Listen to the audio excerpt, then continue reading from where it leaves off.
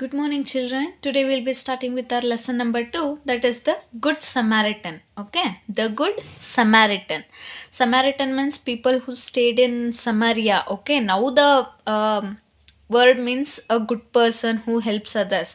But before there was a place called Samaria where the people who lived there were called Samaritans. Okay, and during the Jesus where Christianity was just slowly evolving and people started embracing Christianity. But then Jews were also there, JEWS Jews, that is another religion, and they were like enemy with Samaritans. Okay, so let me start the lesson so you can understand the point better. Okay, there once was a man walking from Jerusalem to Jericho. He was alone, and the road he followed was rocky, with many twists and turns. Suddenly, two robbers jumped out of nowhere. They attacked the man, beat him up, and stole everything he had, even his clothes. Okay, so there was once a man who was walking from Jerusalem to Jericho.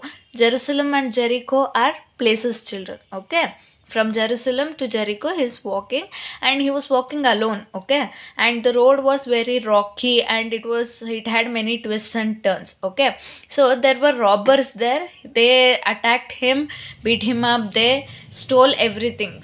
Stole means, you understand, robbing. That those robbers robbed everything from him, even including his clothes also. Okay, he was very badly injured. Okay, then the man lay bleeding to death. Bleeding means to lose blood. Okay, he was losing blood and he was near death on the side of the road, and along came a priest.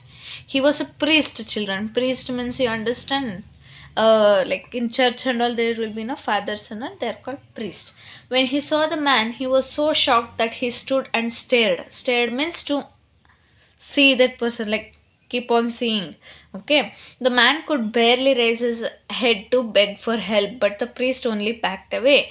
Okay, the man wants to ask for help, who had fallen in the ditch, no, along the road.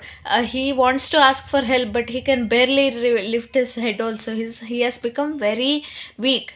But the priest backed away. He saw that person was near death. He was bleeding, he needed help, but the priest backed away. He was walking back, like he tried not to look as he passed him as quickly as he could.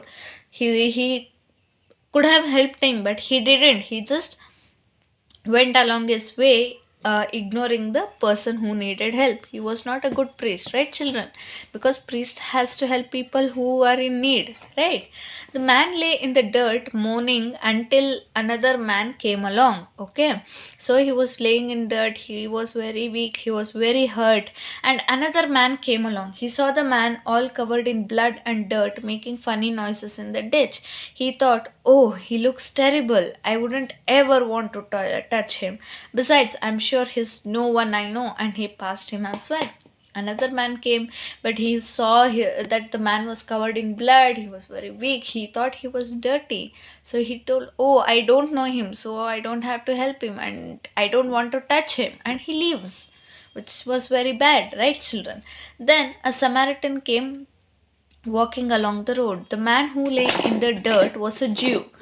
Samaritans and Jews had been enemies for hundreds of years. Okay, then a Samaritan, that person comes along the way, and that person was Jew, children. Jew was a Jew, means he belonged to the Jew religion, and he saw, even though Samaritan and Jews were enemies. Okay, like see how India and Pakistan is enemy. We think like that, no, because our government and their government doesn't work well, so we think Indian and Pakistanis are enemies, like that. Okay, doesn't mean Pakistanis are all bad, children. It's just like two countries are enemies, two religions are enemies, like that. Back then, this is not now. Okay, yet the Samaritan came over to him very gently. He lifted the man's head and brushed the dust out of his mouth.